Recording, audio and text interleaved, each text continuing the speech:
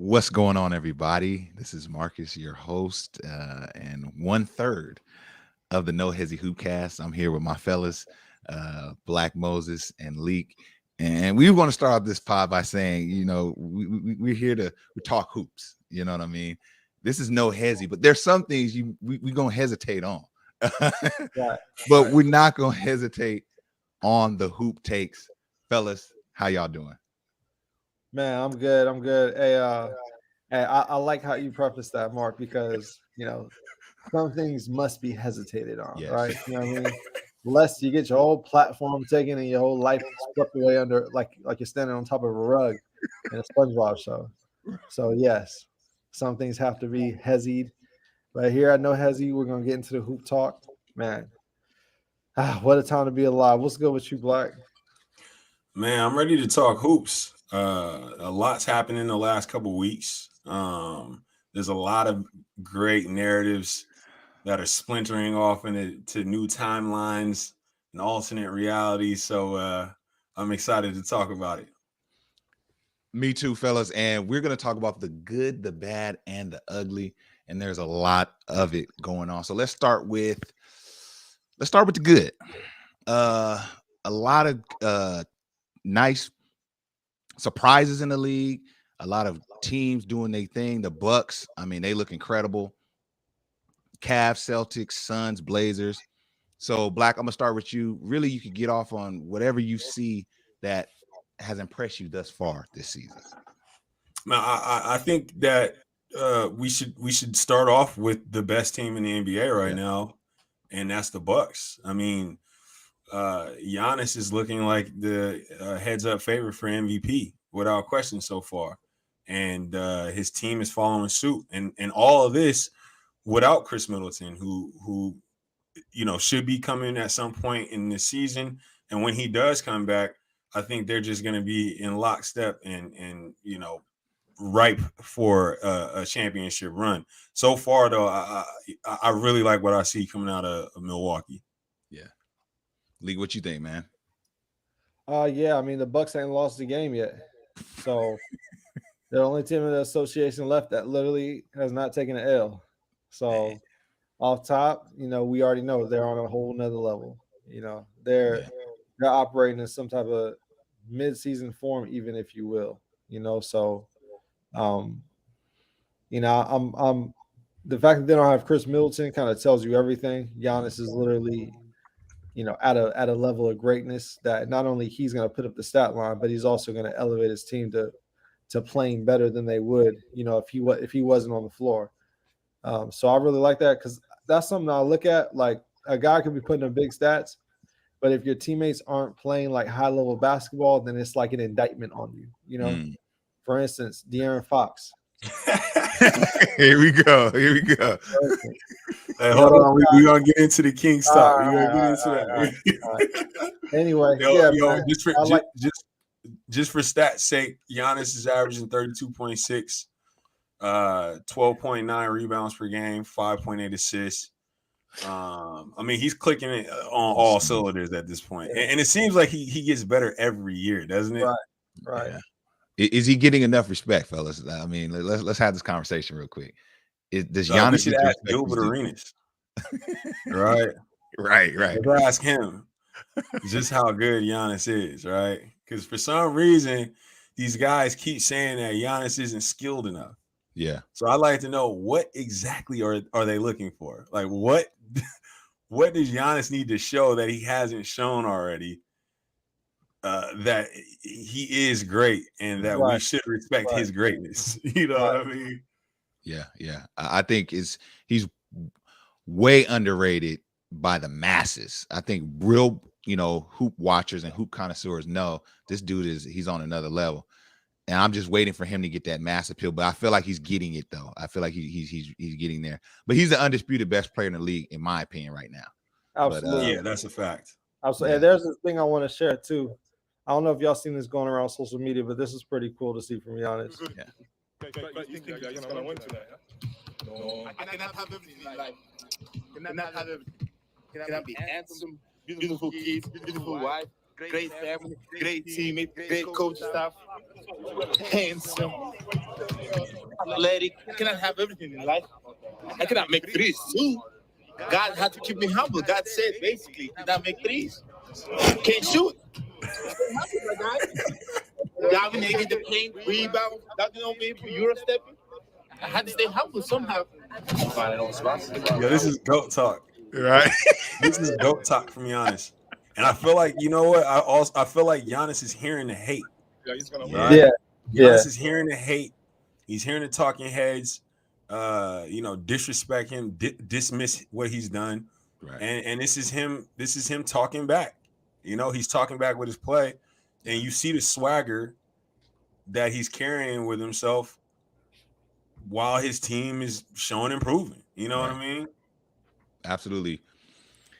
Bucks definitely are on the must watch list, along with many other teams. What do you guys think about the Cavs? Ramon is back. What's good? What up, Ramon? Back, man. Ramon, you missed the last episode. You missed the last episode, Ramon. I gave praise to Golden State and Steph Curry. Yeah. You missed all of that. And you're not going to get it again. Yeah, we might be premature with it. Let's see. So Ramon says, shout out to Ramon. He's been with us for a minute. He says, feel bad for Giannis. Great guy, great player. Didn't cheat the league and run to a super team like Steph. Steph didn't run to a super team, did he? No. All right, I'll just maybe. But ultimately, nobody. He might have meant Braun. He might have meant Braun. Yeah. We'll just put Braun there. Yeah. But ultimately, nobody wants to wear those budget shoes. Ramon. You know what? Ramon is an avid shoe collector. So I this does coming from him. This is no hate. This is probably him really judging the shoe. But I'll say this. The kids really are who messes with the shoes. The kids like in the AAU circuit, they're the ones buying all these Nike hoop shoes. You know what I mean? So yeah, he's not the most touted, but his shoes do serve a purpose, Ramon. Yeah. Ramon, you're not trying to wear the freaks? Nah, Steph built it like Giannis. Okay, yes. Yeah. I got you. Absolutely. No, that makes a lot of sense, man. I see the Cavs are playing the Lakers right now, aren't they? Or they are. They are. The Lakers are actually putting up a decent fight against them too. Right. Are the Cavs the real deal? What y'all think? Man, that's the question, right? Yeah, that's the question. I think I will say this: they didn't have Garland for the first few games, and they still played extremely well. We have to put some respect on Donovan Mitchell's name. I know a lot of jokes go around regarding Donovan Mitchell, but he is an exciting player who does galvanize the locker room with his intensity on the court. So we got to give him props. I think the team is just structured so well around him and Garland that it's hard not to believe that this is sustainable. But at the end of the day, there's only one way to tell, and that's once we get down to the thick of the season and we see what they look like, 70, 80 games in. You know what I mean? Yeah. Right now they look really good. It's hard to hate. So I'm going to say no hate. Yeah. What you think, Lee? I think they're a real deal. It is still early and they're just forming, but they are 7-1 and they beat Boston 2 times in a row. Back to back they beat Boston. So to me that does say, all right, this team is legit. I think they did that without Darius too. No, actually, my bad. Darius is back. I think they had him for one of those. Okay. So yeah, so I definitely think they're a real deal, and it's going to be good to watch them. I really like what Karis LeVert is doing too over there. Yeah. He had a 41-point game against Boston. Yeah. So he's nice, man. He was big in that one. That was a good game. Absolutely. So I'm thinking, man, when it comes down to it, they probably are going to upset somebody on the and when I say upset, I don't mean like beat the Bucks or anything. I mean like just beat a team that's kind of been in the hunt for the Eastern Conference for a little bit. They're going to come in and beat one of those teams to show like we're actually at the upper echelon of that too. Yeah, I agree with that. Let's talk Celtics. But what do you think, Mark? How you feel about Cleveland? Because I'm not gonna Yeah. let you skip by that. Yeah, Yeah, Mark. I'm not gonna let you off the hook. Yeah, you Right. ready to segue? Nah, man, I'm impressed. I actually watched a good portion of that game. I forget what night it was, but when he went off for 40. And Yeah. with Donovan Mitchell, I feel like he adds a nice dimension to them. You know what I mean? I think 7-1 is kind of hard to say. That's just a hot little streak. I think we're pretty, we've gotten pretty far within the season, and they look like the truth, man. So I think you're right. Like they're gonna bump off someone in that 4 to 8 range, right? Right. They're gonna be in somewhere in there, and I think that's a good place for them to be going forward. So we'll see. Definitely gonna keep an eye on them. One thing I will say too is that I think the difference for this team is the fact that as a team defensively they're sound. You know, a lot can be said about Donovan Mitchell and his defense over the last few seasons with Utah, but I think with this team there's not just one defender that you're pretty much letting the gate open to, in hopes that he's going to catch your leftovers. You got, Jared Allen, you got Mobley, and then you've got length coming off the bench that are also Okoro, guys who are also willing to get in there and lock down. So I think that's going to be the difference for them is their willingness to defend as a team. Yeah, absolutely. Now, talking about the Celtics, what do y'all think about them? We know Udoka may be on the move. They ain't really they're done with him. The fellas seem like they really are kind of playing with an attitude, with an edge about them going into this season. What do y'all think about the Celtics going forward? I still like them. I do think they are a bit compromised due to not having Udoka there, because he's kind of the one that put the battery in their back. Yeah. So, prior to them buying into Udoka, I think they were like the bottom of the pack in the Eastern Conference prior to the All-Star break last year. So I think I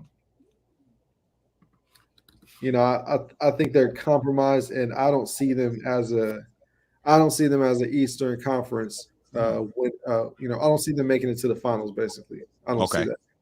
So I'm still rocking with them as a team. I know they're gonna play well. I know they're gonna consistently be around the top of the pack. But I don't expect them to be there when the smoke clears. I disagree. I disagree with that. I think that they'll be in the hunt for the title coming out of the East, just because, like you said, Mark, they got a little chip on their shoulder, not only due to losing their head coach, which everybody had their takes on prior to coming into the season, but just the fact that they went to the mountaintop and they saw and felt and smelled what that looked like. I think they have an edge on the rest of the Eastern Conference teams. And they made an improvement at the point guard spot. Man, what's his name, man? The dude that they just got. Fucking Brogdon. Brogdon. Brogdon. See, and that shows you how much of a needle mover he is for me. Right. But he is what they need at the point guard spot, right? So I think with him, in addition to Smart, they got some more responsibility, which helps them out in the clutch. And look at Leak. Yeah, I think Leak might be froze a little bit. That's how much Leak cares about Malcolm Brogdon. Nah, but yeah, you raise a good point. Right. There he is. He's back. Leak on dial up. Oh man, you know how it is in these new homes, man. Right. Nah, man, but yeah, I think you raised a good point. The point guard position was what I think that was the little bit that cost them in last year's finals. Smart was good, but when you needed him most, he showed his immaturity in instances. So maybe Brogdon will help shore that up. But we're gonna keep an eye on them as well. Suns, y'all. I need y'all's take on the Suns before y'all get loose. I'm not sold on them. I'm not a fan, man. I know they're playing good. I know they look. I know they've had good seasons, but I need somebody to sell me on these Suns. I don't trust them. I just don't think that. I just don't see it. I don't see them winning the finals, or they may have a deep run in the playoffs, but they're just not built like that to me, man. What y'all think? Sell your Sun stock. Yes, yeah, I need this. Out of all the teams that we mentioned so far, and we will mention in the good category, to me, this is the team I believe the least. Yes. Yeah. Just because we've seen it so many times on Chris Paul-led teams. Mm-hmm. They look really good in the season. They play up. You're getting big minutes from guys coming off the bench. DeAndre Ayton, even though him and his coach haven't said a word since last season, he's looking like he's invigorated. And all of this pretty much declines once the playoffs start every single time. So, I'm not going to predict what their regular season number is, but if we're talking about a potential championship candidate, it's not these guys, in my opinion. But I like what I see so far, I guess, right? Yeah. All right, man. What you think, Lee? Don't buy it, man. Don't buy it. Don't buy it, man. I mean, these guys have – Monty Williams has a formula with these guys where he knows how to win regular season games. Mm-hmm. So that's why they're 7-2 right now. I believe they're at the they're not at the top of the West. They're up there. But I want to say they're 1 or 2. Yeah, they are one. They're at the top of the West, yeah. But don't believe it. All right. Devin Booker, he's still averaging the same thing he averaged last year. I think he averaged 26 last year. He's averaging 27. So he's on par. He might be, with him featured in the offense, he's going to get around that many points. You know what I mean? Chris Paul, DeAndre Ayton, Black, you capped. You capped. He did not take a jump. He's not doing it. I didn't say he took a jump. I didn't say he took a jump. All right. Look. But he's not thriving. You gave the impression that he's somewhat thriving over there, despite not communicating with his coach. That is not the case. He's down to 15 points a game. He has less rebounds than he's ever averaged. I know we're just 9 games in, but this guy is not thriving right now. All right, he's disgruntled, he's frustrated, and he's kind of sick. He looks a little flabby. All right, all right. This guy's not dominating. Johnson. They did, yeah. Yeah, they this just guy's lost not him. dominating. And then Chris Paul, CP3, he's averaging a career low. All right, 10 points right now. Yeah, he's averaging 10 assists, but all that means is he's deferring more than he ever has, and his shot is as least effective as it's been to ever start a season too. So CP3 is averaging 10 points a game. Listen, Monty knows how to win regular season games. All right, he's got that figured out. That's why he's considered a good coach. You know what I mean? He knows how to move his pieces to where he'll be in the mix towards the end of the game. But let's be very clear. This team is not championship caliber. They're not Western Conference Finals caliber. Their ceiling is the second round, okay? Hey, Lee, I don't appreciate you calling my narratives out. All right. Sometimes I get carried away. Listen, sometimes I get carried away. I'm on a roll. I'm just bloviating. All right. I don't appreciate you calling that out. Okay. Listen, you watch your words in that bloviation. All right. I'm combing through that bloviation with a fine tooth, see if there's any narratives I can dismantle. All right. Man, that's crazy. I think we all agreed on that one, man, for sure. Like Suns, nah, they're not it. Another team I want to get y'all's take on is the Blazers. Now, I was really excited about the Blazers, and man, Anthony Simon, sidebar, Anthony, like, is there any doubt that he was named after Penny Hardaway? Like, there's no doubt, right? There's 2 Anthonys in this world. But anyway, I was like, man, these young dudes, man, this is going. I was impressed with the Blazers, and then I was watching the highlights at the gym. I think it was Friday, and Dame Lillard was on the bench. I'm just like, here we go again, man. So what y'all think about the Blazers? Are they for real or what? I think I'll say the Blazers are playing better than I thought that they were going to play. Yeah. I thought that the Blazers were going to be, where the Lakers and the Kings are right now. And, right now they're in the top, 3 teams on the West. Now, do I think that's sustainable? I do not. I'm not going to sit up here and cap leak. I'm not going to do that. All right. But what I do see is potential for a nice little playoff run. And that's better than I thought. You know what I mean? I thought they were going to be a play-in team. I like what I see from Anthony Simons. His catch and shoot numbers from last season were astronomical. And I thought that was, a product of circumstance. But in fact, no, he is a laser. This guy is a knockdown. And Malik pointed out to me yesterday, he's also a super athlete. I didn't realize the brother won the dunk contest a couple seasons ago.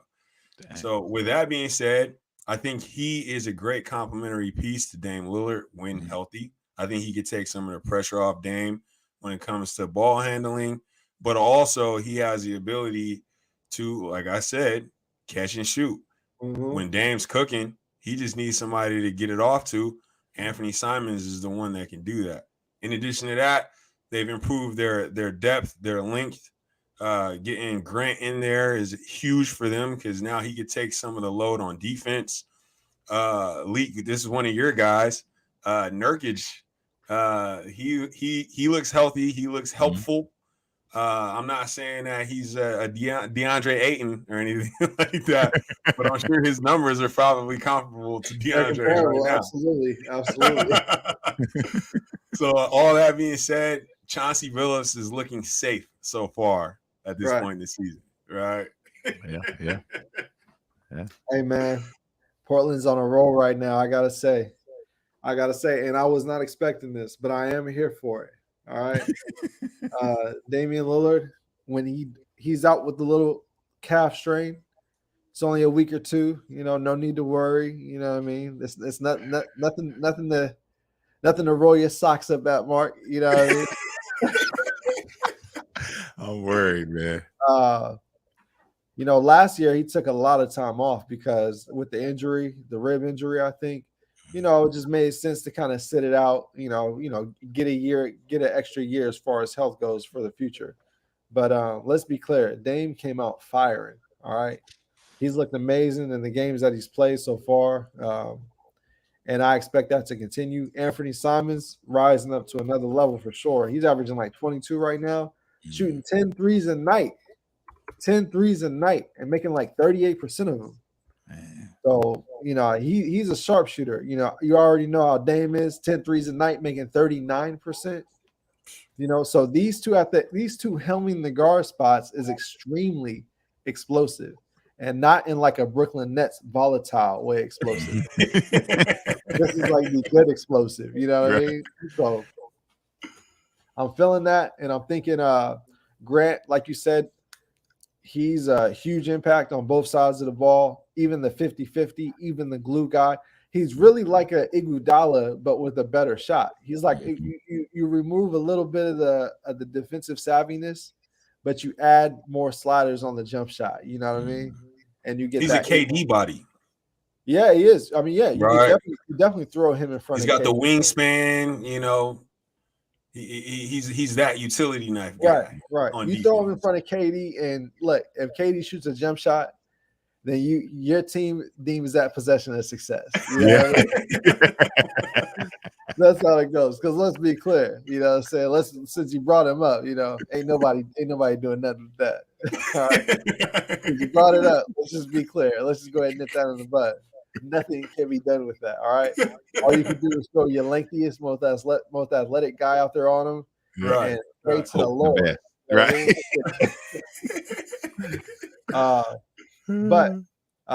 So I like what the Blazers are doing, and honestly, it does look somewhat sustainable. It does. Nurkic is not doing anything out of the ordinary. He's averaging 15 and 11, which is more than what Aiden's doing in Phoenix. All right. Grant, he's playing well. Josh Hart, he's playing hard, right? Playing with heart. Rebounding like a monster right now. Right. Josh Hart is rebounding like a beast. He's literally playing with heart. So, I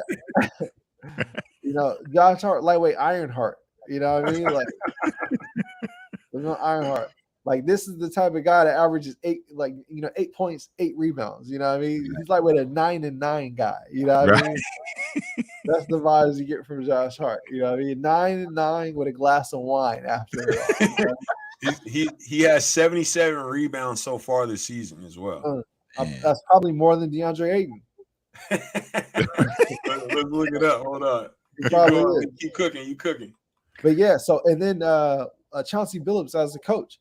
Man, that's a strong coach, man. You know what I mean? Like, look, the success can go either way. The wins or losses can go either way. But a guy being locked in, having that mentality to know what it takes to win a championship and being engaged with his team day by day, night by night, a physical coach, you know what I mean? Somebody in the locker room, but somebody also that knows the X's and O's. Chauncey Billups is a prime candidate for a good coaching job. And now it seems like he has a situation to foster that development. You know what I mean? So I don't think obviously there's a limit, but Chauncey is cooking right now, man. You know what I mean? We got to give him his flowers, man. It looked like a horrible signing on his side at first, right? Right, absolutely. Take that job. Right. He's on any day now. Right. You know what I mean? Your draft pick is trash. You know what I mean? Like Simon's conduct, man. What else can he do? You know, it was looking very dismal headed in. Right. So Chauncey's cooking right now, man. So I want to give him props. Yeah. And I think Portland they're definitely a playoff team. Let's be clear about that. Yeah. Because Dame's gonna put up 28 to 30. Simon's is gonna put up 20. Grant's gonna, I don't know what Grant's at, but he's gonna put up his 17. You know what I mean? So, Dame is going to will that team to victories during the season. But Mark, absolutely. I wanted to ask you something before you jumped in, Mark. Yep. I want you to jump off on this. Mm-hmm. Anthony Simons is a better compliment to Dame than CJ McCollum. Yes or no? I was gonna ask you guys that too. I say yes. It makes sense why they moved CJ when you had this guy literally waiting in the wings. Like, yeah, it's a good move. I think he's better. I think he's a better compliment for all the reasons Leak pointed out, and you pointed out. I think you might have said it, Black. He could be a catch and shoot, or he could take the ball up the court and facilitate. So the sky's the limit. I just want these guys to stay healthy, but I feel much better after hearing y'all's thoughts on everything. Like, I'm really rooting for them. Fun factoid: DeAndre Ayton only has 55 rebounds this season to Josh Hart 77. So, hey, listen, I'll eat my narrative. I'll stand here and eat it. All right. Hey, and also Ramon, you are incorrect. All right, you said Simons only been in the league for like 2 years. That's incorrect, my friend. He's been in the league. This is his 5th season. All right. Okay. All you gotta do is just go look that up. You will see this is his 5th season, Ramon. All right. So not only are you wrong, but you're 3 years off. All right. Okay. I'll just mess with you, Ramon. Hey, this was a good one though. Kawhi Lillard hurt again. Anyone surprised? He called Kawhi Lillard. All right. Oh man. Yeah, we're gonna get to that. We're gonna get to Kawhi a little later. But all right, fellas. So before we get off the good and the good, bad, and ugly, I need to know what are your thoughts on some kind of fringe teams. We got Black. There was another team you wanted to talk about. I forget the which Grizz. one. The Grizz. Let's talk about the Grizz really quick. What are we thinking about them? I mean, they look real good. Let me start on that. All right. Well, League, I was going to say you can go ahead and cook on this one. Yeah. Okay. All right. You got nothing for the Grizz, right? Is that what you're saying, Black? Or? I will concede my take to you. Okay. Awesome. Okay. Great choice. All right. So the Grizz are 6-3 right now. All right. They're playing at a high level. They do look like one of the better teams in the West. The role players are clicking. They've even added a new role player. They got like a Euro shooter at the 4 spot, a tough shooter, not like one of those Duncan Robinson type of guys. You know what I mean? He's like, you know what I mean? Given the right circumstances, he might be an enforcer, a player too. You know what I mean? If Ja gets thrown on the ground, you might see him rush up. You know what I mean? Like on that tip. But he's super efficient from 3. I gotta get his name because I gotta put some I was respect trying on. to think of it. You know what I mean? Yeah. Look, He's taking Jaren Jackson's spot right now. Yes, Santi Aldama. That's who it is. Santi Aldama. So he's playing well. Tyus Jones is playing well. They once dubbed him the best backup point guard in the league. All right. So Jeff Van Gundy's been high on this guy too for the last 2 seasons. And for good reason, good reason. Jeff is a smart dude for taking stock in this guy. Even though he looks like the kid from iCarly, he's right now he's averaging 12 points a game off the bench. 12 That's and 4. A shot, man. Yeah.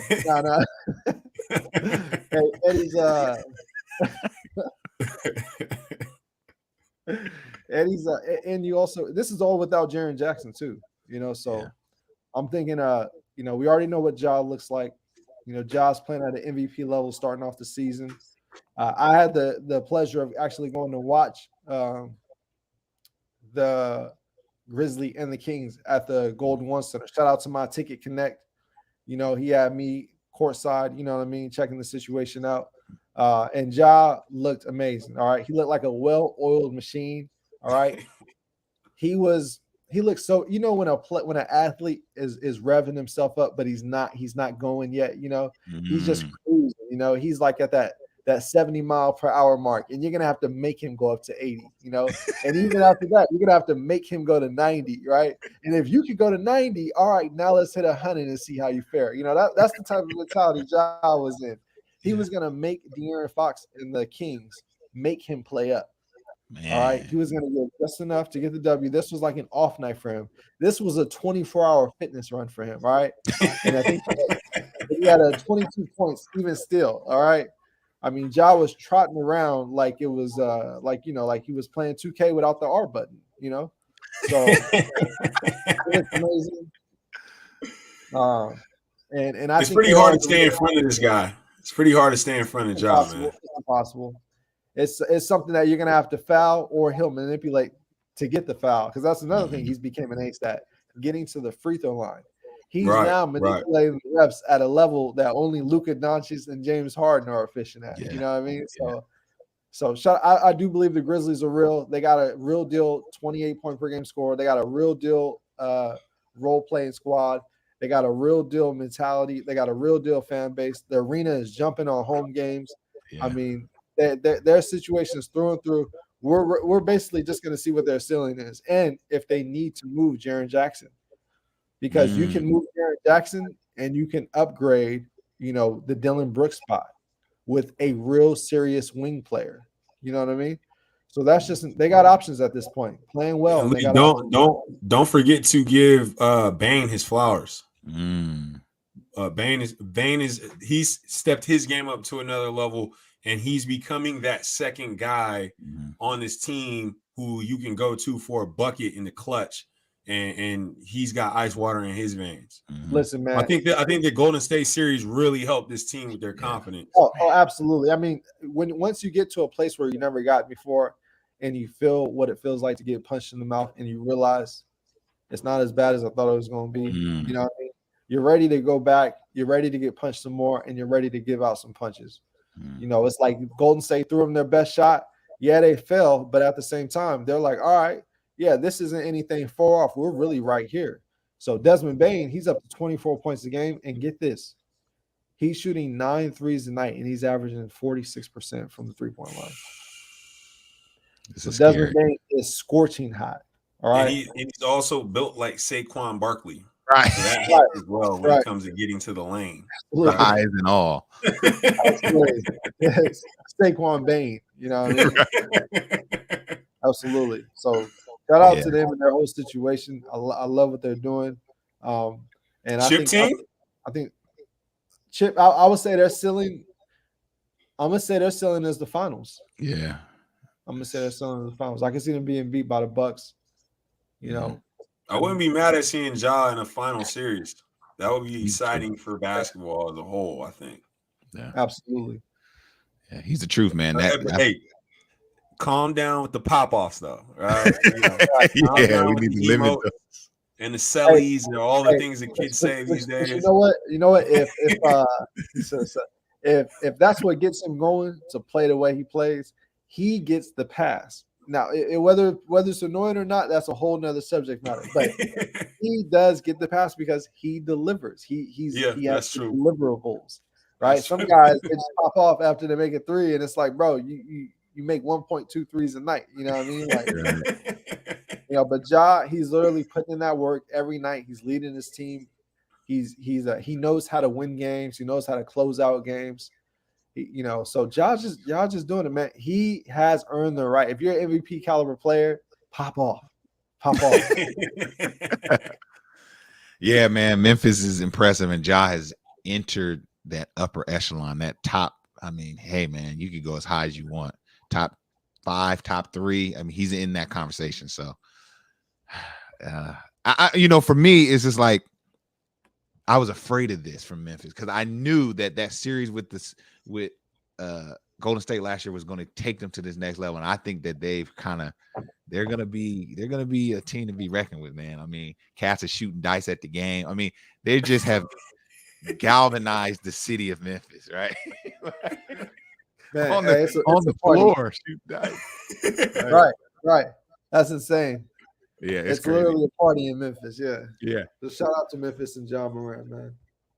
Absolutely. Well, I want to get you guys take before we leave the good category. What do you think about some of these fringe teams? Black, I'll start with you. Like Spurs. Who else we got? We had the Spurs, the Utah. OKC. Are they avoiding the tank? Are they really trying here? I mean, is that what we got going on? Listen. These teams read that memo from Adam Silver and they knew he wasn't playing. They knew that Adam Silver and his team were going to drop hammer on any team that appeared to be tanking. Unless you are legitimately bad, i.e. the Houston Rockets, Orlando, right. The Lakers. Yeah. Unless you're legitimately bad, the memo has been sent. The message has been sent. You need to play every game like it's your last, because it might just be. So I don't think it's anything more than that. I think they're starting off the season. They want to get the eyes off of them. All the talking heads are saying that they were the team, the Utah, the San Antonios. These are the teams that were going to be tanking. OKC. So all they're doing is playing well enough to get the attention off of them until I say Christmas, and you can just go ahead and they're going to start making trades. They're going to get guys out of there. They're going to bring in guys, buy out their contracts, 10-day contracts, the whole nine. We're going to see it. Utah, I think with them, they've got a lot of young, hungry talent. It's the land of forgotten toys. Right. You got Sexton. You got Lauri Markkanen. You got a lot of guys that are tired of being dismissed and disregarded as players in this league, trying to make a name for themselves. So they're playing up right now. Yeah. But like I said, Danny Ainge he's got trade pieces at this point. And I'm sure he's going to utilize some of these guys to send off to a contender to bring in more picks and more, weaker pieces. And then you're going to see the season play out how it plays out. But right now, like I said, they're on tank watch. So they're trying to do what they can to make it seem like they're doing their best. Right. That's my take. Yeah, I tend to agree with that right there, Black. What you think, Leak? I think that Adam Silver's put the word out. You know what I mean? Like you got to be on your best behavior. Park your tank in the garage. We're not doing that this year. With that being said, the prize is Victor Wembanyama. All right. Forgive me if I mispronounce his name, but him being the prize. I mean, you got to do what you got to do. Yeah. You got to do what you got to do, and we know that. We know how Danny Ainge's hands get when it's time to start finessing. Lightweight, get that Mr. Burns posture, start making moves, start sending guys off. Laurie Markkinen and Kelly Olynyk. One of them will probably be gone. All right, by the deadline. Jordan Clarkson, Rudy Gay. All right. Colin Sexton, he'll probably hold on to him, right? He just gave him a contract. That'll be his Rocket Raccoon for any for any group that he's able to acquire through the draft. Which preferably would be Victor Wembanyama. All right. Be very clear, all right. Man is a dragon unicorn, all right. This is something we haven't seen before. He's the Stifle Tower, mixed with, the Slim Reaper. Right.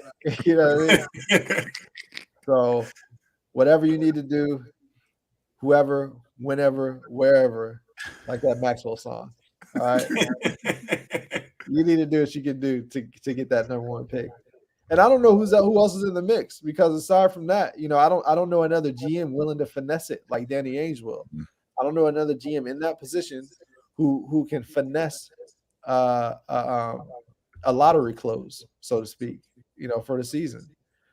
Finesse a number one pick close. You know what I mean? It seems that was just Danny Ainge. I don't know anybody else that could close the season out, with the intention of a number one pick and be effective. Not the Kings, not Detroit, what I mean? Not Orlando, what I mean? I don't Charlotte, they're even trying to. I don't see anybody being able to finesse the number one. If you're in that purgatoric position, there's no GM better suited to try to get Victor than Danny Ainge, and I do believe he will acquire. I believe he'll stop at nothing. Honestly, I believe that he will stop at nothing to acquire Victor. Hold on. I believe he'll stop at nothing to acquire Victor.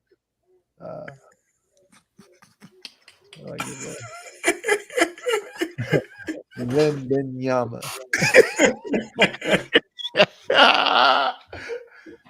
He will not be. Yeah, he will not be out tanked. Like, that's not. In a way though, I could also see a play where, let's say the Spurs, for example, they get rewarded for doing it for tanking the right way, right? Like, they just don't have the pieces. You know what I mean? Yeah. But they end up with one of the worst records in this season, and the ball happens to land on them. Right? You know what I mean? I can see that too. Yeah, absolutely, man. Well, fellas, we talked about the good. Now we got to talk about the bad. Some of this bad has transitioned to ugly, but we're just gonna stick with what we got here. Let's talk about it, man. The Golden State Warriors. Woo! I looked at these standings, y'all. I knew they had won some on the front end, and then had some, lost some games and whatnot. It was kind of like background noise. But man, I look at these standings: 3-7, 13th in the Western Conference. What do y'all think about Golden State? Is this just growing pains? Is this just rust? What y'all think, man? I think the league is not scared of these guys. Shout out to Ramon. Yeah, the league's not scared of these guys. Especially after what happened this offseason. Their weakness was put on display and went viral. I think that there's trouble in the locker room. You can say what you want about how that isn't a factor and how this is just Draymond and that's not going to affect them because they're a championship team and they've been there before. But that has to come into play. Right. That has to come into play. And then on top of that, they just don't have that depth. Yeah. They don't have the depth that they've had. in the past few seasons. They've Which lost is a crazy, couple though. they've lost a couple of guys Yeah. that were key on their bench mob. And we're seeing the effects of that right now. You know, their starting lineup is solid, but you know, Klay Thompson he's also not what he once was. Yeah. So you know, you've got Jordan Poole coming in, and he's great offensively, but he's not providing the defense that Klay Thompson was giving you. Mhm. So you know, I just feel like now this is one of those teams I don't think their losing is sustainable. I do think that they will turn it around, and you will see them on the positive end when it comes to their win-loss record towards the end of the year. But I think they've got some kinks to work out right now, and I think there is some chemistry issues that they're going to have to deal with when it comes to guys believing in each other and trusting each other. Yeah, man, there's a lot to unpack. Lee, what you think, man? Yeah, man, they're in trouble. You know, I hate to. I don't want to be like a flip flopper as far as like how I feel about a team, but I will say they're in trouble. You know, I did like the Warriors a lot coming into the season. I felt really strongly about them, but it's something that has waned over time. They are in the bottom five in rebounding per game, and I found out probably the main reason why Stephen Curry is leading the team in rebounds. That's just ridiculous. Which is insane, you know what I mean? Like insane. So, here's Stephen Curry, a guy who averages probably like 5 rebounds a game for his whole career, maybe even 4 or something, you know what I mean? And he's leading the team in a championship team in rebounds. There's a problem. There's a big issue. So I don't think Wiseman is quite what they bargained for with him. I think he's got a ton of upside, but I don't think he's got the defense down. He can't anchor that second unit defensively. I think they're lacking. He's injury prone too. Yeah, they're lacking on but injury is part of. See, that's why I don't jump to that narrative. Injuries are a part of the game. I see you two love to discuss. Yeah. Like, he's looking like Marvin Bagley out there. Let's be honest. He's not what we thought he was going to be. All right. What was he, the one or 2 pick? He's not what we thought he was. Yeah. He was never 2 pick. He was picked before LaMelo, actually. He's played more time on G League than he's played in the league. Man, that's tough. That's tough. Yeah, they've got some real holes to fill. Do you guys think that they'll be one of those teams hitting up the Jazz come, deadline trying to get a player or two? Yeah. So Ramon seems to agree. It's all about Wiseman. It's all about sending Wiseman to Santa Cruz, and we'll be good. The kid is a disaster. Man. Yo, this is so frustrating because prisoner of the moment takes as usual. Oh, Kevin started confirmed. Ramon. Listen, for all of our listeners who are checking in on Spotify and Apple, we're live right now, man, and we got the comment section jumping off. Ramon, we got a lot of things to say so far this episode, so you don't want to miss our live shows, man. Right. Make sure you check us out on YouTube. Listen, Wiseman got bad hands and slow feet. Even if he wasn't injured, he'd be looking like that bum Kwame Brown. Listen, Ramon, I don't doubt that. All right, I don't doubt that at all. Seems you're not getting what you bargained for in James Wiseman, huh? Right.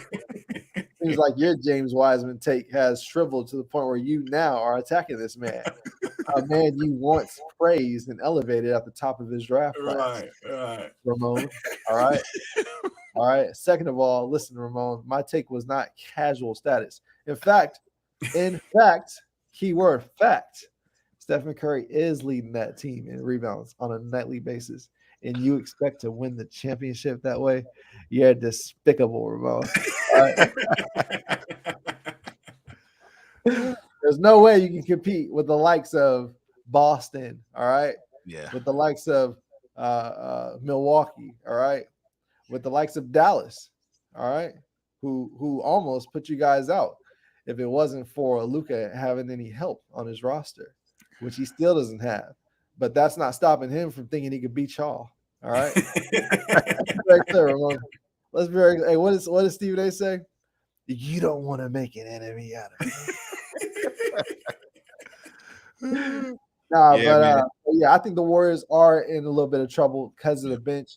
Damian Lee, Gary Payton second, Otto Porter Jr. Juan Toscano Anderson. Juan Toscano Anderson. Right. They had a bench mob. Yeah. It's depleted now. All right. Now you got Dante DiVincenzo. Right. Now you got Jermichael. What's his name? Jermichael Green. You know what I mean? Yeah. Now you got Moses Moody, right, who hasn't proved himself on an NBA level. Right? I mean, all those young guys really that they picked up, aside from Kuminga, who's shown he's had spurts where he looks really, really good. Yeah. The expectation, I think, was greater for some of these guys than they've shown so far. It's still early. I'm not going to jump out on a ledge and say they're busts or anything like that. Right. Absolutely. But I think that's what I'm doing. I think he thinks I'm jumping off the ledge on the Warriors. And I gotta say, I am. All right? I'm free falling, Ramon. All right. Well, fellas, we got to move. The Warriors definitely need some work. We're going to be keeping an eye on them. But other teams that seem to be in the same situation, the Sixers. I mean, there was we had a lot high expectations on them, and now Harden's out with a foot injury. I mean, this brother could be out. Lord knows how long he may be out. What are we thinking about the Sixers, man? Are they in an emergency situation? Listen, Adam Silver patched the NBA, and when he did, he nerfed James Harden. James Harden can no longer get away with that cheese. Lee, you watching commercials while we podding, man? Come on, man. I was pulling up his stats. I was pulling up his stats. So I was pulling up his stats and something else came up. So crazy. Yo, listen, to the No Hesi community, it's like this behind the scenes, man. I get into a take and it just immediately gets dismissed and disregarded. I feel like Laurie Marketing, I feel like Colin Sexton of the pod. All right. But as I was saying, James Harden can't get that cheese off no more. He doesn't get the same foul calls he used to get. Now he's only averaging like 5 or 6 free throws a game compared to 10 plus free throws that he was getting in times past. And I just think him and Joel Embiid just don't look good together. Nah. It's like my turn, you turn instead of playing as a unit. And while they're going back and forth trying to get theirs, you got Tyrese Maxey waiting in the wing, who's just not getting fed. Yeah, and he's becoming malnourished watching both these guys try to cook and eat. You know what I mean? So I just feel like they're not cohesive. And Leak, if you can, please put the screen on me real quick. I think it's finally time to put the spotlight on Doc Rivers. Doc Rivers, I do it. He loves getting on Doc Rivers. I do it. Somehow I do this narrative. To quote Bugs Bunny, "What's up, Doc?" All right.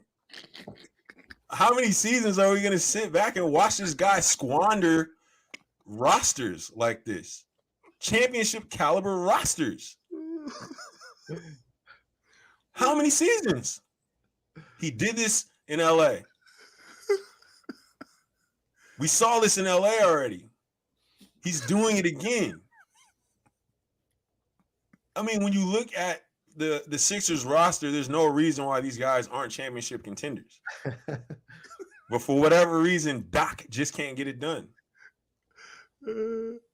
Man, now I have to agree with you, Black man.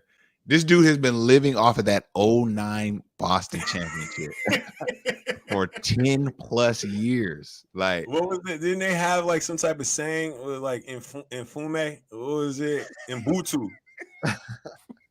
Ubuntu. What happened to that? Right? Ain't no more Mbutu no more, right? And last thing I want to say, and I'll leave it up to you guys. I know I'm going in here. Tobias Harris is the highest paid sixth man I've ever seen in my life. What does this guy do out there? Carmelo Anthony can do what Tobias Harris is doing right now. Absolutely. You can call me casual. You can say I'm not watching the Sixers. Dude, I'm tired of watching this guy miss open corner threes. Yeah. I'm tired of watching him blow defensive assignments. I'm tired of watching him pass the ball off and just go run off to a corner and stand there. What does this guy contribute to the Sixers? Can somebody help me out? All right, I'll help you. I know Lee gonna hit me with the stats. What you're asking for, I'll help you out. All right. You know, since you insist, all right, I'll help you out. All right. So Tobias Harris is actually, you know, despite averaging 14 points a game, he's not playing all that bad. All right. His field goal percentage is damn near 50% from the field, and he's almost making 45% of his threes. All right. On How many threes you taking? Almost 6 attempts a game. All right. Sheesh. So this dude is scorching hot. All right. And he's also this guy's making $36 million a year. He's also averaging the most steals that he's ever averaged in his career. All right. All right. And he's up there in rebounds as well, usually what he averages. So your narrative is not bolstered. All right. All right. That is a flawed narrative. And it's similar to a Ramon take, I would even say. But with that being said, yes, Tobias Harris is basically trash now. All right. All right. You pretty much know what you're going to get from him. And if you expect anything else, you're only deceiving yourself. You can't even be mad at him at this point. You know, he just is who he is. He's a basic player. I got an echo going on. Is that me or y'all? No, I can't hear you. You sound good. Okay. I hear a slight echo, but You're a slight echo? yeah. All right. Anyway, Ramon. No, let me stay off Ramon. Yeah. So I don't believe in Philly either. So I'm with you on that. I think James Harden, he's averaging his lowest free throw attempts since his last year in OKC. So he's is over, like Black said. I think Philadelphia is going to take an L to a team like Cleveland. That's the team I can see getting knocked like Cleveland. Mm-hmm. You know what I mean? Yeah, that's easy chop right there because James Harden was nothing with Donnie Mitch, right? You know what I mean? Like James Harden guarding Donnie Mitch, right? Even Tyrese Maxey guarding Donnie Mitch. Mm-hmm. And one of them got to guard Darius Garland. Right. Who gonna guard Karras? Tobias Harris. Right. That's what Matisse Thybulle. And this guy, you know, he's overrated as a defender. I'm gonna just say it. He's falling out of the rotation. Matisse Thybulle can't even stay on the floor because that's how much of a liability he is offensively.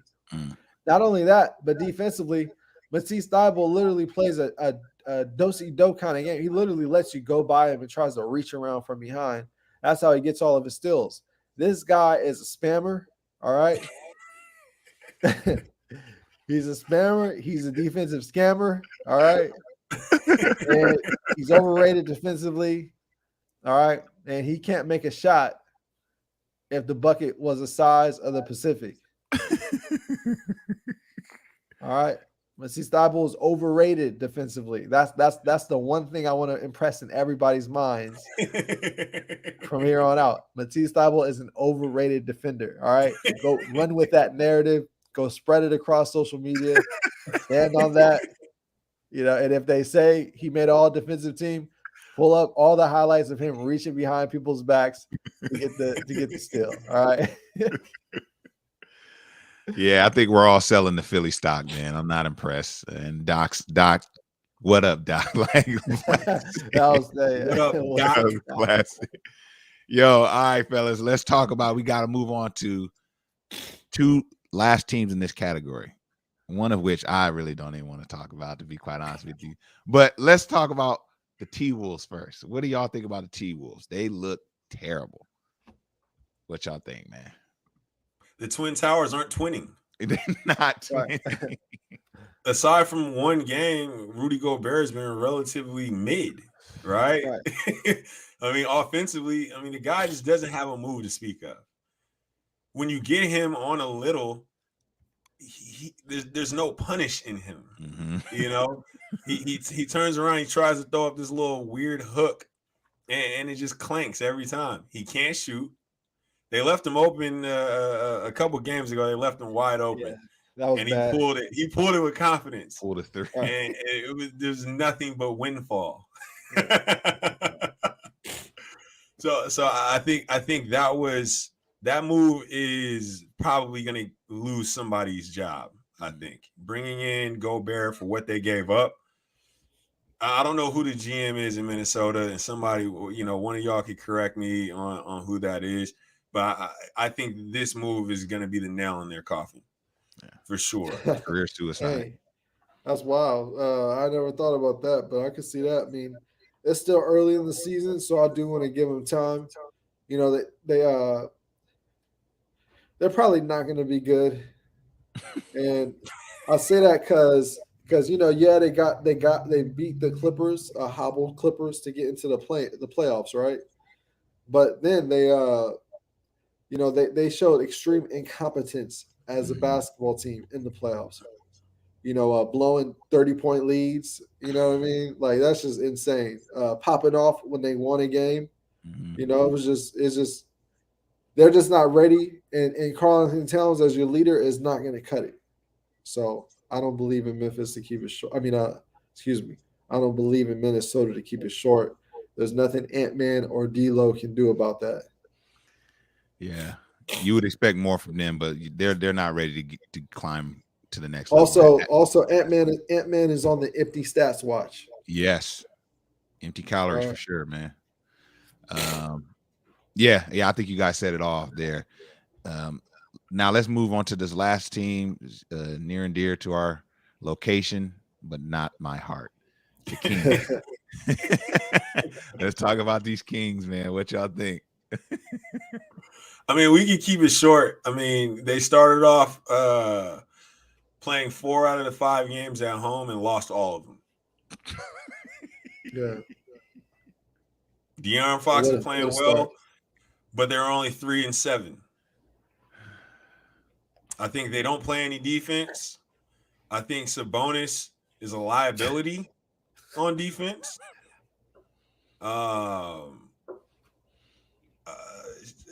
Malik Monk is J.R. Smith's little brother. Yes. He's like Buddy Hield without like any of the positive attributes, Yes, and all of the negative ones. Yeah, I mean, listen, I don't think that they're as bad as their record states. I do think that they will be a 500 team on the West. But that being said, I mean, they were supposed to be better than that. In my view, they put this team together to make a playoff run. Mhm. I mean, I even put my neck on the line for these guys. All right. And now they want to play like this.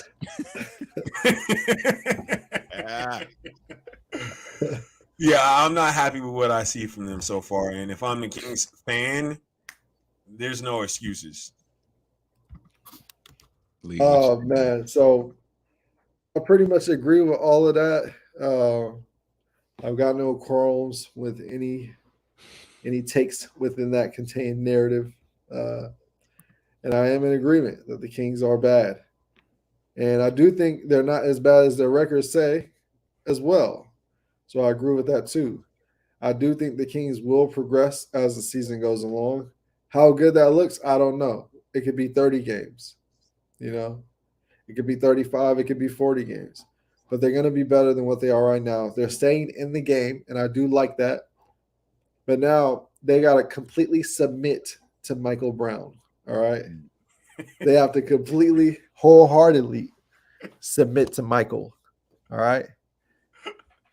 That way they can learn how to close games out. Because right now they're getting to the end and they're in the mix, but they just can't seem to pour the juice in the cup. It spills all over the place. All right. So they're going to have to completely submit to Michael. Once they do that, they'll be in a much better position. All right. But they will need to submit from De'Aaron to Sabonis to Malik. You know what I mean? Harrison's pretty much already there. You know, Keegan's already there. Hoarder's, he's playing very well, but they'll need to submit. They'll need to submit to a greater NBA authority. All right. They'll need to submit to someone that's won playoff series, that coached one of arguably the greatest player ever in Bron. All right.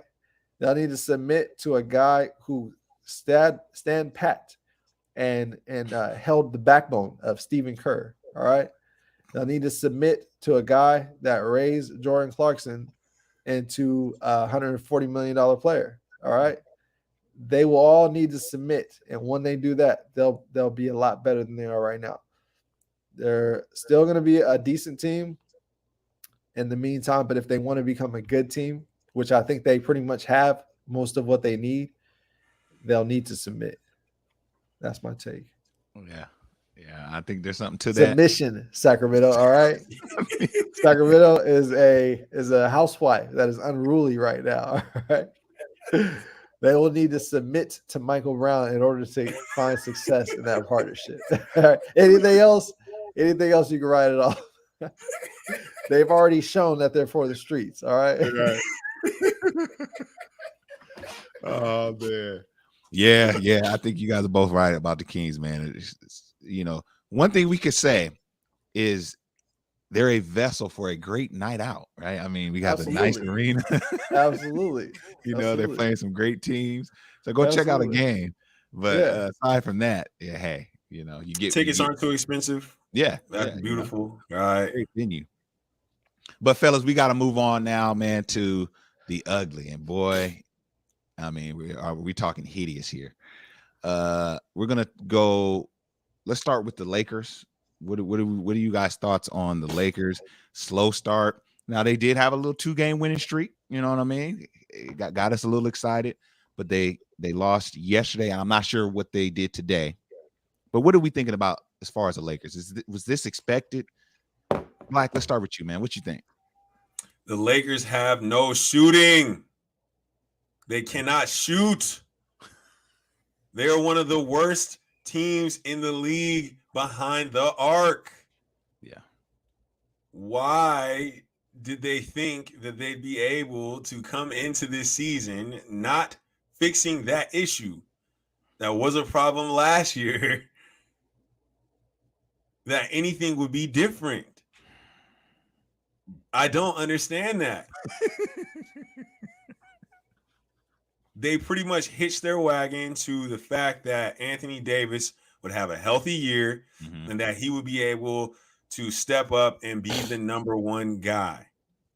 I'm here to tell you that that was also a bad idea because he's already hobbled. Now, kudos to Anthony Davis for toughing it out, right? I think we all can agree the brother's hurt, right? He's back is hurt. Yeah. He clearly injured it in one of the, first few games when he landed. Shout out to him for, going against narrative and, not sitting these games out. But, I just don't think that this is the proper menu for a successful meal, if you will. We needed shooting. We didn't address that. We needed Russell gone. We didn't address that. One bright side is that Russell has submitted to coming off the bench.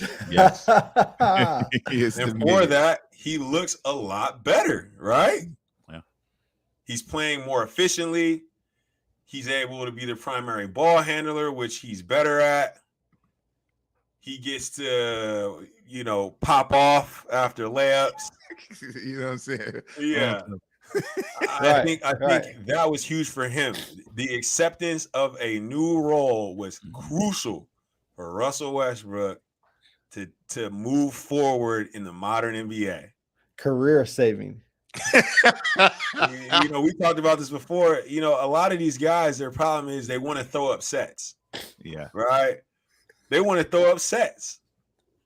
These guys want to be the ones that are out there doing all the hand symbols, telling their team which way to go. And that's not for everybody, especially not on a LeBron James-led team. Shame on Russell Westbrook for thinking he was going to come in and be the primary ball handler in the starting lineup with LeBron James. With LeBron James, right? It's insane. It's insane. Yeah. The moment he changed that mind state was the moment he started playing better. And we all see that now, right? So that's the one bright side. But that aside, he still got to go because we need more pieces around Bron that's conducive to the style of play. So until we do that, we're going to be ugly, and I'll pass it on to Lee. Yeah. You know what amazes me? In year 20, all right, Bron still requires carte blanche of the ball. All right. It's really amazing. Another thing that amazes me is in year 20, Bron still requires full submission for all other ball handlers on his team. Even a guy like Russell Westbrook, the most prolific guard of the 2000s era. You know what I mean? This guy is explosive, volatile, a rocket, all right, with the basketball. This guy was a triple-double machine. We could all describe him as that in unison. You know, that's how well-known Russell Westbrook's triple-double exploits are. You know what I mean? Russell Westbrook is like the alchemist of triple doubles. All right, he travels far and wide across every city, state to state, right, in quest of a triple double, and he usually finds them. But LeBron James, even in year 20, still requires full submission. It's a shame, man. It's a shame. And you know what really makes it a shame is I don't know if the Lakers can win like that. I don't know if a team can still. I don't know if a Bron-led team with full submission and roster changes, right? A GM job, right? Like a Bron job. I don't know if an organization, you know, gets a Bron job, makes up their whole roster, right? They change the whole roster makeup, right? They get a Bron job, and then next thing you know, they're hoisted Larry O. I don't think that's the case. Am I wrong here, or does anybody else feel that way too? You know what I mean? I agree with you. Yeah, that's not gonna win this in this league. No, not in 2022. No, the era is done. So I really got nothing for the Lakers. Kudos to Russell Westbrook for coming off the bench. You know, that was like a renewal of the mind. You know what I mean? Yeah. It's like he got baptized and like the scales came off of his eye. You know, you know the whole story. You know, I think it was knocked off a horse. You know what I mean? Like, he was on his Damascus road, right? Right. He was on his road, the road from El Segundo. You know what I mean? Like, nigga was on his road to Temecula. You know what I mean? Like, so shout out to Russ for having that epiphany and making that adjustment, but it's over for them. It's over for that situation. You know, I'm if they make the playoffs, you know, then I'll start paying attention. Then I'll be ready to start looking their way. Yeah, man. It's like watching a slow train wreck, you know. So right. I think you guys really hit it on the head with them, man. You know, Russ. You want to say hi, Mello? What's up, Mello? Yeah. Russ, I don't know how long he could keep this up, but we're all hoping for the best. We'll just leave it there. All right, fellas, we got to talk about this, man. Leak, I need you to single me out, man. Yeah. I got some bloviating to do.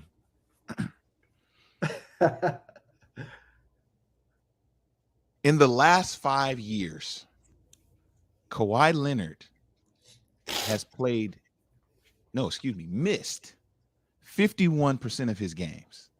Okay. This is the Kawhi Leonard that won with the Toronto Raptors, went over to LA, had the commercial, you know what I mean? They pay you to play 82. Okay. To quote Kevin Garnett. They pay you to play 82. I'm sick and tired of us. He's a top 75 player, guys, but he doesn't play. That's the problem I have with Kawhi Leonard. I'm disgusted. I need to know what you all think. I need y'all to talk me off the ledge here because I'm done with this guy. He's projected to miss. Lord knows how long he's gonna miss this year. Hey, listen, I'm not gonna break up this narrative. I'm gonna go ahead and allow Black to continue on to bolster this narrative because at this point it is something that needs to be addressed. So I appreciate you bringing that up, Mark. You know what I mean? And Black, if you want to continue. And before you go, Black, let the record show I backed off of my Kawhi stance to start last pod. I said, you know what? I'm gonna think positive, you know what I mean? And he pretty much let us all down. But go ahead, Black. Well, we received pushback, Mark. We received pushback from Leak on that. We did. You know, Leak was one of the major detractors, right? You know, Leak pretty much said that, you know, we had to go through hoops and apologize and speak with, you know, members of the Clippers in order to, you know, to come back and pod last week. You know, but I'm here to tell you, Marcus, I agree with you. I agree wholeheartedly. When Kawhi plays, he's like nothing I've ever seen. He's one of the best players that I've ever seen on both sides of the ball. He's got huge hands. He plays with great pace. He could get it on all three levels, and he can lock you down. The problem is, as Marcus illustrated, he doesn't play. I don't understand how the guy sits out an entire season. And before that, he sat out 2/3 of the season prior to that. You're not good yet? If you're not good after a season and a half of sitting off, you're not good no more. You're just not going to be healthy anymore. Hang it up. I think what's happening is the Clippers are arrogant enough to say Kawhi doesn't have to play every game. Mm-hmm. Paul George doesn't have to play every game. John Wall doesn't have to play every game. We're so good that come playoff time, no matter what seed we're in, when all these guys are healthy, we're just going to be able to roll the ball out there and win some games. And I'm here to tell you, that's not the case. No. That's not going to happen. You can't just load manage your way to a championship. So I got a question real quick. Let's go, League. And I want you to answer this question, Black. Are you willing to denounce the Los Angeles Clippers from being a Western Conference Finals contender? I'm denouncing Kawhi Leonard as a top 5 superstar and the Los Angeles Clippers as anything in the state of California. And I'll stand on that. And League, I got one better for you. Yeah, all right, go ahead. I think he should be taken out of the 75. Oh, wow. He should be taken out. Dwight Howard, heck, Kyrie Irving has more of an argument for the top 75 than Kawhi Leonard. Mm. Listen, he came out of the tree where load management began, right? Pop was trying some things with his older guys, with Tim Duncan and Manu Ginobili and Tony Parker to preserve him. And Kawhi sat up under there and he saw that and he was like, you know what? I don't want to have to play every game. Sometimes I'll be tired too. Listen, man. And Listen. he took that and ran with it. Listen. All that bloviating is fine. All right. It's even. Listen, cute. he. But I got one question. Contract. He put that in. He put that in his contract, Lee. In order for him to come to the Clippers, he put in his contract that he'd be able to load manage. He'd be able to load manage at his own discretion. That is in his contract. Listen, bet on that. The bloviation is fine. I appreciate it. It's even informative. But I have one question. All right. Okay. And I need that question answered. Are you two willing to disassociate the Los Angeles Clippers, led by Kawhi Leonard and Paul George, from Western Conference Finals contention? That's what I need to know. Are you wiping them out from them being a possibility of playing in the Western Conference Finals Game 1? That's what I need to know. They were never in contention for me. Yeah, it's a no for me. So the Clippers were never a contender to make it to the Western Conference Finals for you two. I'll correct that statement by saying the Clippers were a Western Conference contender, with the caveat that Kawhi Leonard played more than 60 games this year. You're still not answering. I'm asking you, are you willing to disavow? You need to tell me. You need to tell me I'm writing the Clippers off. They will not be in the Western Conference Finals. Or you need to tell me, no, I'm not ready to do that, despite all this narrative that I'm throwing out. All right, despite this narrative juice, I'm tossing on everybody listening. I am not ready to count them out of the Western Conference Finals run. I need to hear that. The Clippers are out. Okay, sell your stock. That's all I needed. I appreciate you too. Thank you for signing up and joining my ride. I have your addresses, names, numbers, contact information. I'll be reaching out soon. Listen, if they're able to put together a chip run, I mean, if you thought what I did for Golden State at the beginning of this season's pod was anything, I mean, I will literally eat chum. Hey, live on No Hesi, man. You know what? I don't think they got it. Black, I don't think that they have it. This wouldn't be the first time. All right? This wouldn't be the first time. Leak, you have to admit, though, honestly, all jokes aside. Come on, Leak. You have to admit. We need you, man. When you first heard that he was going to be sitting out, I know you were probably thinking, well, I mean, he's got to make sure he's right. You know what I'm saying? It's not that serious right now. Right. When you saw that he'd be missing like the next 3 games after that, you had to be feeling some type of way. Yeah. I mean, it's alarming to say the least. You know, one would even say unfortunate. You know, but this is the day and age we're in. I'm pretty sure he could go, but you know, he wants to load manage. He wants to manage his load. At least Ty Lue does. You know, so. You know, we're all witnesses of that. You know what I mean? We got to watch him getting his load managed on the sideline night to night. Then it is what it is. But I'm holding Kawhi Leonard accountable on a playoff scenario. I'm not worried about the regular season. I know who this guy is. I know what he's capable of. It's a shame for the children that come out to watch them play. But honestly, their parents should know better. You do not buy a child tickets to go see the Clippers thinking Kawhi Leonard is going to play. You don't do that. All right? So that's a shame on them for still purchasing those regular season tickets on a Kawhi-led team. You do not do that. You watch Kawhi from TV. All right, that's first. That's number one. And number two, Mark, you want to take him out the top 75? That's disrespectful. That's disrespectful.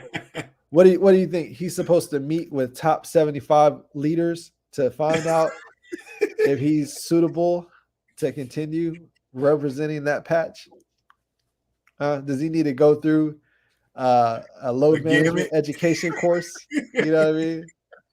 Does he need to go through some type of side quest, you know, to regain his spot in the top 75? What is it, Mark? Tell me what it is. Tell me what it is. Because right now, hold on. Right now, I'm not sure everything's muddy and clear. And by from my stance, he never said he was going to play all 82. He never said that. He didn't say it. Whatever you guys think he said, he didn't say it. All right. So I want to know, what does he have to do to get back in, all right, that standing where he once was? And don't tell me, he's anti-plane. Don't tell me that. Go ahead, Mark. There are 6 action items. Yeah, that we was wanna see. Emmy award winning right there. Go ahead. There's 6 action items we would like to see him do before we allow him to come back to the. course. Now, I don't have the answer for that, Lee. It's very disheartening. And you're right. You raised some great points. He wears this on his sleeve. Like, this is his thing. This is his niche, right? It's just frustrating because they pay you to play 82, man. I mean, that's what the contract is for, but maybe his is different. And we'll just have to leave it at that. But I got one question before we go, Mark. One question. Yeah. We can leave it here. One question for you, Mark. All right. You being the financier suave that you are, all right.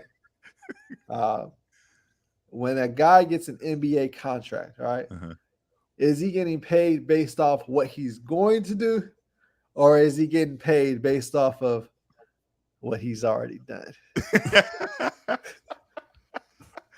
You know what? Technically, it should be what he's going to do, right? You're paying him. It should be. It should be. But we know it's not. Go ahead and say it, Mark. What's it based off of? What he did, what he's done. I'll give you that. But all right, y'all. We got to get on this final topic and we're going to get out of here.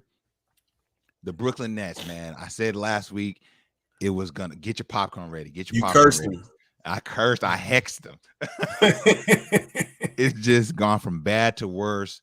We could, however you guys want to go get into it.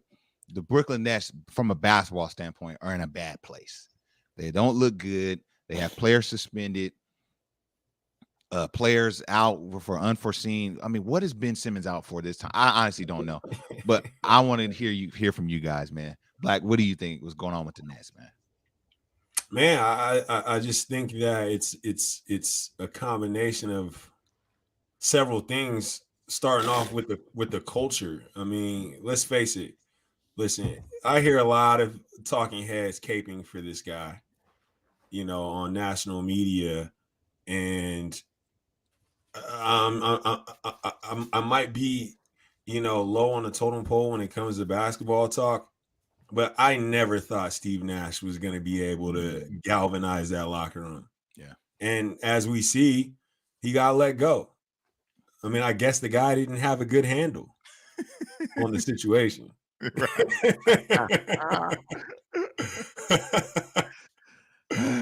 I never thought Steve Nash was going to be the guy to take the superstars that they have over the edge. I just don't think he has that kind of respect as a head coach.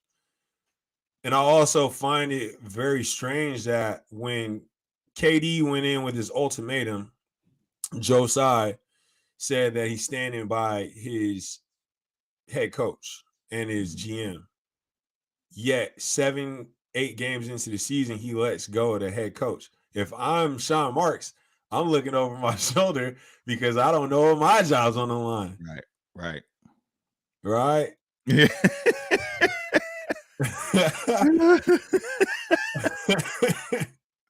So I'll say bullet point number one is, just as an organization, the culture just seems like it's not conducive for a winning structure. It just isn't, and that starts with ownership. That being said, Ben Simmons, I mean, say what you want about him missing the time last year. We're not even going to get into that. If we're talking about the sample size we've seen from the guy this year, whoever we thought he was, he's not that anymore. I mean, he's outright afraid to shoot the ball. As soon as he gets the ball, he's looking for KD. He's looking for Kyrie. He's looking to get that ball out of his hands so he does not have to worry about either getting fouled and going to the line or airballing a floater. Yeah. I mean, it's tough to watch. It's a tough one. And I think his psyche is so damaged at this point that he's going to be missing games too. He's going to be managing a different load, if you will. So you've got the ownership, you've got the GM, you've got the head coach, you've got one of the guys you traded James Harden for coming in, not being effective whatsoever. That leaves us with one more guy, one of the most volatile players in the NBA, if you will, Kyrie Irving. And, you know, I would really like to get into this a little bit more. The situation that has come up this past week, it has taken the world by storm. Mm-hmm. But unfortunately, you know, the conversation is so nuanced. There's so many factors. I don't even want to get into. I don't even really want to touch it, guys. I don't know about you. Lee, what, you have anything to say about it?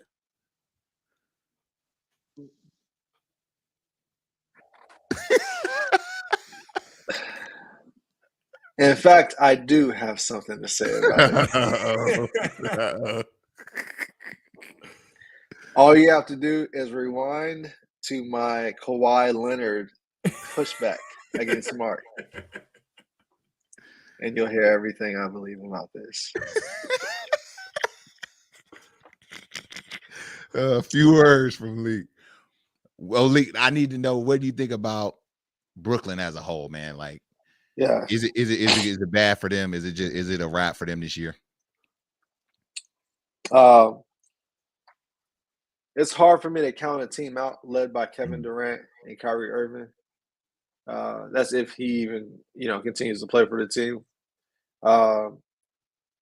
If they get Ime Udoka, that is a game changer.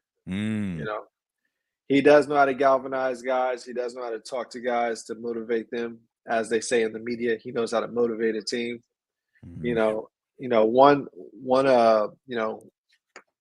One show of a text message to Ben Simmons. Hey, is this your wife? Is this your girlfriend? With the DM up, he said, I haven't sent it, but I will. You know what I mean? I'm done. Ben Simmons is making more layups than Rod Strickland in the 90s. All right. Ben Simmons is attempted at least as many threes as Rudy Gobert. All right.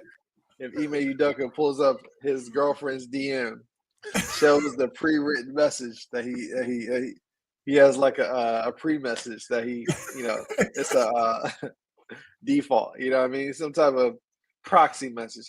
If he hits send, you know what I mean? It's over for you, Ben. It's over for you. So I like adding Udoka to the mix. I do think he galvanizes and gets the guys locked in.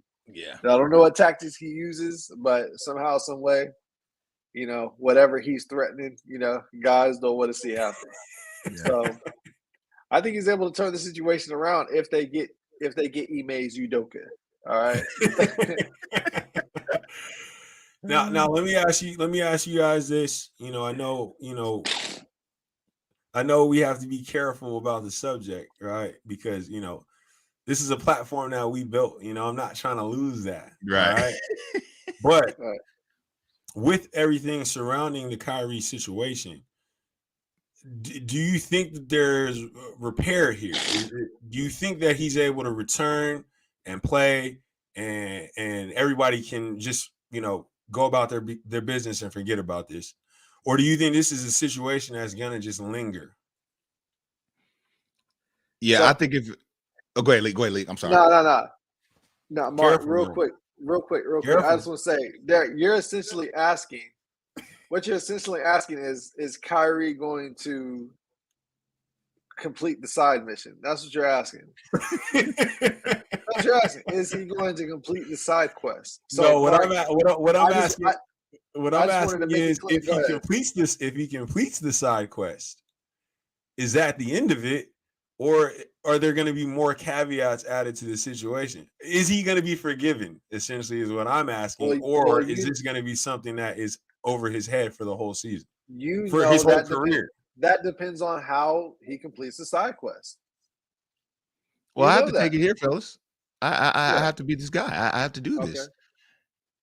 For me, if it wasn't this with Kyrie, which we're not going to get into how we truly feel about this, but it would have been, for me, I think it would have been something else with him. It would have been something else would have caused it to go off the rails.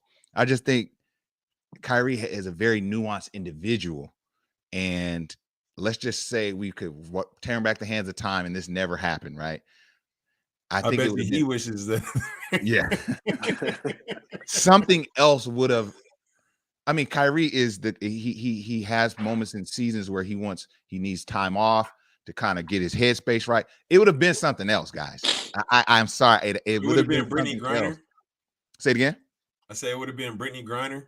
Yeah, it would have been something that was like that would have conflicted with the team. So to D's point, I don't know if this is gonna work. Because honestly, last week on the pod, we had no idea of what was gonna happen, and I then said it wasn't gonna work. So that never changed for me. So I don't think it's gonna get back better. I think it's gonna be tough, and this whole situation kind of probably made it a little tougher, to be honest with you, for all parties, the team, the ownership, all that stuff.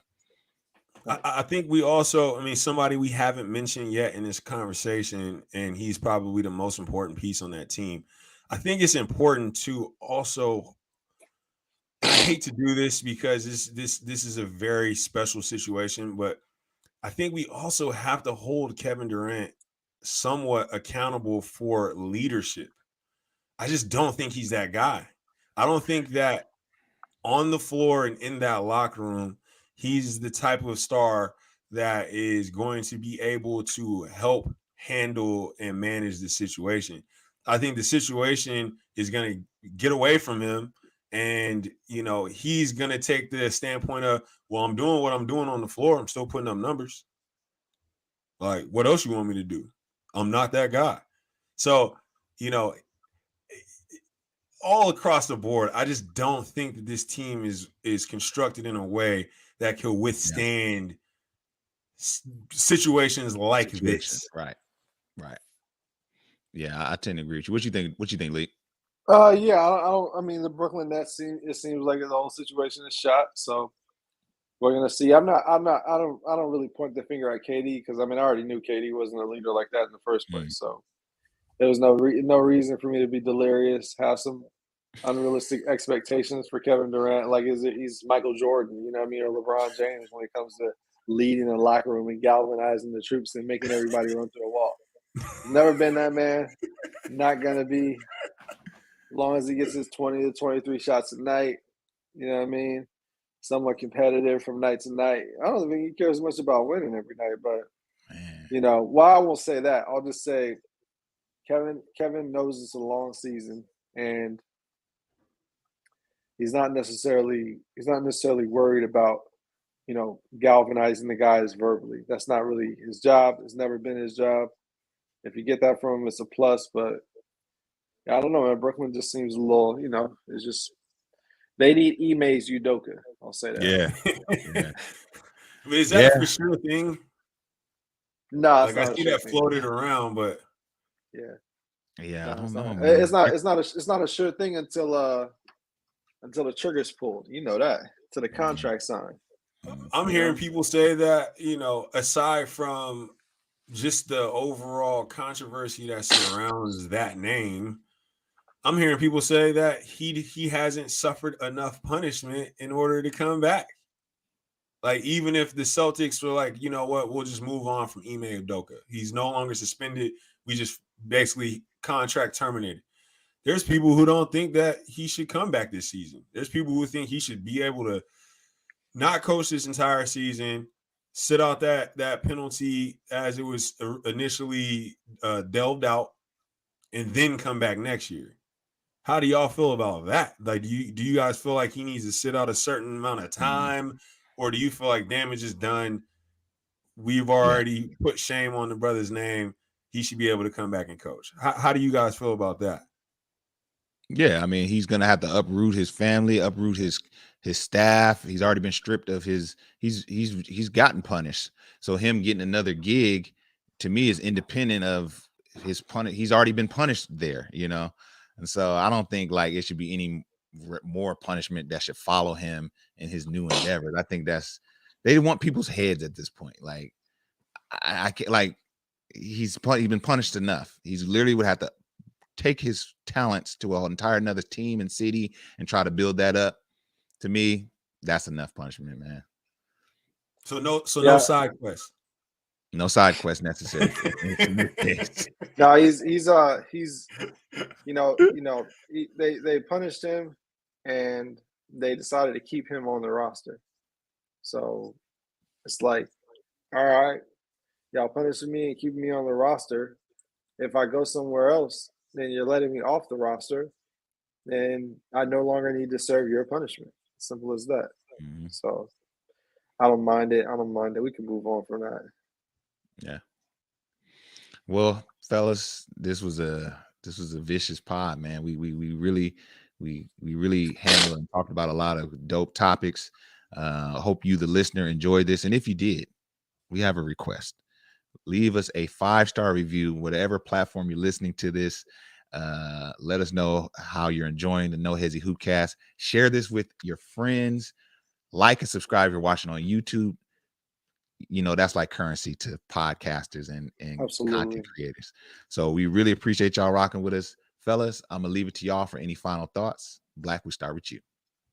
Lee, could you do me a quick favor, man? Just for continuity's sake, if we can get a visual of the worst teams in the NBA, just so we can get an update on Tank Watch. Yeah. Yep.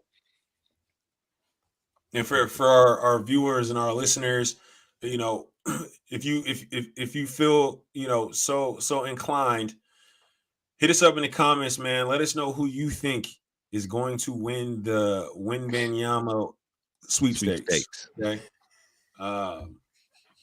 We're going to be paying close attention to that this season because we know that he is a high priority. All right. All right. So we got Houston at 1-9 right now. They look pretty bad. Guys. I don't know if you watched any of their games. There's just a bunch of young talent with no direction. You got Detroit at number 2, 2-8. I thought Detroit was going to be a little bit better than they've shown so far. They've got some good young players as well, but you just don't know. You don't know what that looks like yet. It's still cooking. Orlando, same thing. Paolo is looking like a superstar stud, and he's on a GOAT trajectory so far, but the team still isn't able to convert wins. You got the Lakers. I mean, listen, if we didn't trade that pick, I'd love to be in this position right now. But, you know, New Orleans has our pick. So, you know, it does us no good to tank. I would like us to win some more games. Yeah. Hopefully that's coming soon. Then you got rounding out the top 10, you got Golden State, you got Charlotte, you got Sacramento, Philly, who's traded their pick to Brooklyn. So that might be something to look out for. And Miami and Brooklyn, who traded their pick to Utah. So Utah, for all intents and purposes, could have 2 top 10 picks, depending on how the rest of this season plays out for them. So, man, be on the lookout for Utah. Yeah, that's good stuff, man. Leak, any final thoughts, man? No, I'm just looking forward to seeing how all this plays out. You know, it's a wild season already. So shout out to Ramon for sliding through. Ramon is an amazing artist. Sure. You can search him up on Twitter, Ramon Villalobos. Glad to have you back, Ramon. Yeah, absolutely. Man. It's good to see you back. No, man, I'm just looking forward to seeing how the season comes up. No Hesi, no hate. No Hesi, no hate. No Hesi, no hate. All right. As you know, hey, that's all I got, guys. All right, y'all. We're gonna holler at y'all on No the next episode. Hesi, no hate. Gotta whelp that thing. All right, y'all. Peace. Peace.